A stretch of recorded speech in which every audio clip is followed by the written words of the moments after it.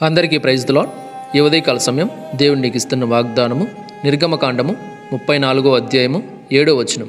ఆయన 1000 మందికి కృపను చూపుచు దోషమును అపరాధమును పాపమును క్షమించును. ఈ చిన్ని మాటను మనం ధ్యానించుకుందాం. ఇక్కడ యేసయ్య 1000 మందికి కృపను చూపుచు అంటే వేల మందికి ఆయన కృపను చూపుతాడు, దోషమును అపరాధమును పాపమును క్షమిస్తాడు అని ఇక్కడ వాక్యం స్పష్టంగా చెప్తుంది. అంటే దోషం చేసినా అపరాధం చేసినా పాపం చేసినా కూడా దేవుడు క్షమించే దేవుడా, కృప చూపే దేవుడా. అంటే ఆ పాపాన్ని తప్పులు వీటిని ఖండించనా అంటే ఖచ్చితంగా ఖండిస్తాడు. కానీ తెలిసైనా తెలియకైనా మీరు చేసిన తప్పులు పాపాల అపరాధాలని దేవుడు ఖచ్చితంగా ఆయన కృపను బట్టి క్షమిస్తాడు. Praise the lord. అలా అని చెప్పేసి తెలిసే నువ్వు తప్పు చేస్తుంటే పాపం చేస్తుంటే ఆయన నిన్ను క్షమిస్తా ఊరుకోడు. దేనికైనా ఒక లిమిట్ ఉంటుంది కదా, అలాగే ఒక లిమిట్ ఉంటుంది. ఆ లిమిట్ వరకు ఆయన ఓపికగా చూస్తాడు. తర్వాత ఖచ్చితంగా నువ్వు చేసిన ఆ తప్పుకి పాపానికి ఆ దోషానికి శిక్ష అనుభవించే పరిస్థితి ఉంటుంది. కాబట్టి నువ్వు తప్పు చేయడం పాపం చేయడం కాదు, దేవుడు ఈ వాక్యం ద్వారా నీకు అవకాశం ఇస్తున్నాడు. ఆయన కృప చూపుతున్నాడు. అంటే ఎందుకు కృప చూపుతున్నాడో తెలుసు. అసలుకి నువ్వు తప్పు చేసావు, తప్పు చేసినప్పుడు ఖచ్చితంగా నువ్వు శిక్షకి అర్హుడే కదా. అంటే ఖచ్చితంగా నిన్ను శిక్షించాలి, ఖచ్చితంగా నీకు పనిష్మెంట్ ఇవ్వాలి. కానీ ఈ పనిష్మెంట్ ఇవ్వకుండా ఎందుకు దేవుడు కృప చూపుతున్నాడు, క్షమిస్తున్నాడు అంటే ఆ తప్పు నువ్వు సరి చేసుకుంటావని, ఆ పాపాన్ని చేయకుండా విడిచిపెడతావని, ఆ దోషాలను పక్కన పెడతావని, నిన్ను నువ్వు సరి చేసుకొని దేవుని పట్ల భయము భక్తి కలిగి జీవిస్తావని, మరి ముఖ్యంగా ఆయన ప్రేమను నువ్వు అర్థం చేసుకుంటావని ఆయన నిన్ను క్షమిస్తున్నాడు. నువ్వు తప్పు చేసినా పొరపాటు చేసినా పాపం చేసినా క్షమిస్తున్నాడు. Praise the lord. కాబట్టి దీన్ని మనం అడ్వాంటేజ్గా తీసుకొని మన ఇష్టానుసారంగా జీవించకూడదు. జాగ్రత్తగా ఉండాలి, భయము భక్తి కలిగి జీవించాలి. ఈ ఉదయకాల సమయంలో ఈ మాటలు నీ దగ్గరికి వచ్చాయంటే నువ్వు కూడా ఏదైనా తప్పు చేస్తున్నావేమో, ఏదైనా దోషం చేస్తున్నావు, ఏదైనా పొరపాటు చేస్తున్నావు, ఒకసారి నిన్ను నువ్వు చెక్ చేసుకో. ఎందుకంటే దేవుడు నీ పట్ల కూడా కృప చూపుతున్నాడు, నీ పట్ల కూడా కనికరం చూపుతున్నాడు. ఆయన కృప చూపి కనికరం చూపుతున్నాడు కాబట్టి నువ్వు ఇంకా ఉన్నావు. లేకపోతే ఉండేవాడు కాదు, ఉండేదానివి కాదు కదా. ఈ సమయాన్ని చూడక ఎంతమంది చనిపోయారు. అసలు వయసుతో పనుందా? చిన్నపిల్లలని పెద్ద పిల్లలని ఏమైనా పని ఉందో చెప్పండి. వయసుతో పని లేకుండా ఎంతమంది చనిపోయారు కదా. కానీ నువ్వు ఇంకా బ్రతికే ఉన్నావు, జీవంతోనే ఉన్నావు. అది ఆయన కృప.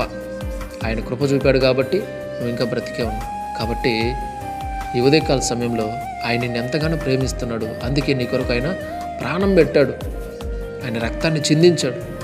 చూడండి, మన కోసం ప్రాణం పెట్టిన వాళ్ళు ఎవరన్నా ఉన్నారా? మన కోసం ఏదన్నా చేసిన వాళ్ళు ఎవరున్నారు చెప్పండి. ఇప్పుడు మన కోసం ఎవరన్నా ఏదన్నా చేశారంటే కూడా అవసరాన్ని బట్టి వస్తున్నారే తప్ప మనస్ఫూర్తిగా రావట్లా, మనస్ఫూర్తిగా మనకు సాయం చేయట్లా, మనస్ఫూర్తిగా మనల్ని పట్టించుకోవట్లా. అలాంటి దుస్థితిలో ఉన్నాం. కానీ నువ్వు పాపిగా ఉండగానే, నువ్వు పాపంలో ఉండగానే ఆయన నీ కొరకు ప్రాణం పెట్టాడు. ఆయన రక్తాన్ని చిందించి ఆ రక్తాన్ని వెలగా పెట్టి నువ్వు పాపం చేస్తుంటే, తప్పు చేస్తుంటే, వ్యర్థమైన జీవితం జీవిస్తుంటే అప్పుడు ఆయన రక్తాన్ని వెలగా పెట్టి నిన్ను కొనుక్కున్నాడు. నువ్వు పరిశుద్ధుడైన తర్వాత నిన్ను కొనుక్కోలేదు, పాపంలో ఉన్నప్పుడు కొనుక్కున్నాడు. కాబట్టి ఆయనకు నువ్వంటే ఎంత ప్రేమ చూడండి. అందుకే ఆయన తన ప్రాణాన్నే పెట్టేస్తాడు. ఒకవేళ నువ్వు అడిగితే ప్రభా మీకు మీ ప్రాణం ఎక్కువ నువ్వెక్కువ అంటే ఆయన ఖచ్చితంగా చెప్తాడు. ఏమన్నా తెలుసా, నీ కోసం ఆల్రెడీ నా ప్రాణాన్ని పెట్టేశా, నా రక్తాన్ని దారబోసాను, నీకు ఇప్పుడు కూడా అర్థం కావట్లేదా, నాకు నా ప్రాణం ఎక్కువ నువ్వు ఎక్కువ అని అడుగుతాడు ఖచ్చితంగా. ఎంత గొప్ప దేవుడో కదా, ఎంత ప్రేమమయుడో కదా ఆయన. Praise the lord.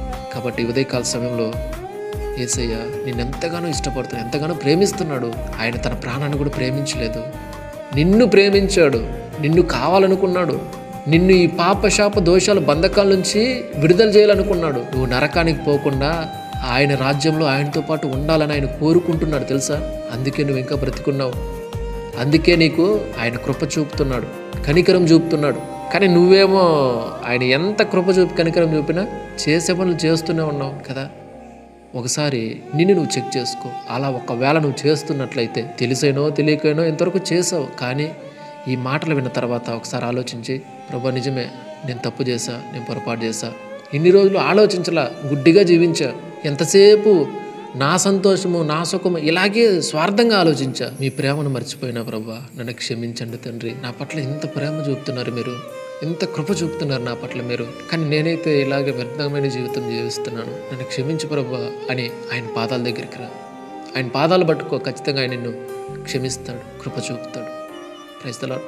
కాబట్టి ఉదయకాల సమయంలో ప్రతి ఒక్కరు కూడా రెండు తలలు ఉంచండి, ప్రార్థన చేసుకుందాం. పరిశుద్ధుడా, ప్రేమ నమ్మకం గల మా తండ్రి, మీకు వందనాలు, స్తోత్రాలు, కృతజ్ఞతలు చెల్లిస్తున్నాము తండ్రి. ప్రభు, ఉదయకాల సమయంలో మరొకసారి తండ్రి 1000 మందికి నాయన ప్రభు మీరు కృప చూపుతున్నారు. వారి దోషములు, అపరాధములు, పాపలు మీరు క్షమిస్తున్నారు. అందుని బట్టి కృతజ్ఞతలు తండ్రి. యేసయ్యా, ఎన్ని తప్పులు చేసినా, ఎన్ని పొరపాట్లు చేసినా, తెలిసే చేసినప్పుడు కూడా తండ్రి మా పట్ల కనికరం చూపుతూ అయినా మమ్మల్ని క్షమిస్తున్నారు. అందుని బట్టి కృతజ్ఞతలయ్యా. ఈరోజు ఈ మాటలు విన్న తర్వాత నాకు అర్థమైంది ప్రభా, నా కొరకు మీరు యేసయ్యా ప్రాణం పెట్టి మీ రక్తాన్ని చిందించారు. నన్ను ఎంతలా ప్రేమిస్తున్నారు నాకు అర్థమైంది. ఇన్ని రోజులు నేను ప్రభు గుడ్డిగా ఎట్లా పడితే అట్లా జీవించా. నా సుఖము, నా సంతోషం ఎంతసేపు వీటినే ప్రేమించాను ప్రభా. కానీ ఆయన మీరు మీ జీవితంలో ఈ సుఖ సంతోషాలు వీటిని కోరుకోలేదయ్యా. ఆస్తులు, అంతస్తులు కోరుకోలేదు ప్రభా. బిల్డింగ్లు, కార్లు, ఇంకేదేదో కావాలి, ఈ లోకం కావాలని మీరు కోరుకోలేదయ్యా. మీ జీవితాన్ని పూర్తిగా నా కొరకు పణంగా పెట్టేస్తారు. మీ ప్రాణాన్నే పెట్టి అయినా నా పాప శాప దోషములను తొలగించడానికి, నాకు విమోచన ఇవ్వడానికి నేను నరకానికి వెళ్లకుండా మీతో పాటు మీ రాజ్యంలో ఉండాలని నా కొరకు తండ్రి పరమును సమస్తాన్ని విడిచిపెట్టి ఈ భూమి మీదకి వచ్చి అనేక శ్రమలు పడ్డారు. ఉమ్ములు సహించారు, పిడిగుద్దులు భరించారు. నా కొరకు మీరు మరణించారు, రక్తాన్ని చిందించి ఆ రక్తాన్ని వెలగబెట్టి నన్ను కొనుక్కున్నారు ప్రభా.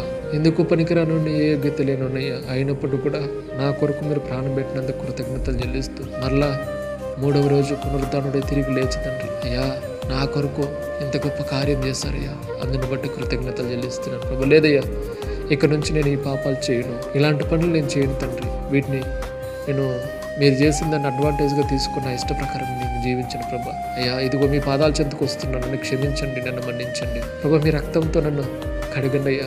నా దోషములు, పాపం, శాపాలు అన్నింటినీ కడిగేయండి. ఇక్కడ నుంచి మీకు సాక్షిగా నేను జీవించాలయ్యా. నాకు సహాయం చేయండి, కృపనందించండి అయ్యా. నేనున్న ఈ బలహీనతల నుంచి కూడా నాకు విడుదలనివ్వండి, నాకు శక్తినివ్వండి, వాటిని అధిగమించాలి. నాకు సహాయం చేయండి. మీ కృపలో భద్రపరుచుకున్న నా జీవితాన్ని పూర్తిగా మార్చమని, మీకు సాక్షిగా జీవించే కృపనివ్వండి తండ్రిని ప్రభా. ఎంతమంది మీ పాదాలు పట్టుకుంటున్నారు ఈ ఉదయకాల సమయంలో, వారందరి జీవితాలు మీరు మార్చండి. వారిని నిన్ను మమ్మల్ని కూడా జ్ఞాపకం చేసుకుని మా జీవితాలను మార్చి పరిశుద్ధపరిచి మీకు సాక్షులుగా మమ్మల్ని వాడుకోమని, సహాయం చేయమని, కృపనందించమని దేవా. ఈ మాటలు ఎంతమంది అయితే వింటున్నారు, చూస్తున్నారు, షేర్ చేస్తున్నారు, పేరు పేరున అందరినీ జ్ఞాపకం చేసుకోమని, సహాయం చేయమని యేసయ్య అతి పరిశుద్ధ నామములో ప్రార్థించి, స్తుతించి, ఘనపరిచి, మహిమపరిచి వేడుకుంటున్నాను తండ్రి. ఆమెన్. దేవుడు మీ అందరిని దీవించి ఆశీర్వదించును గాక. ఆమెన్.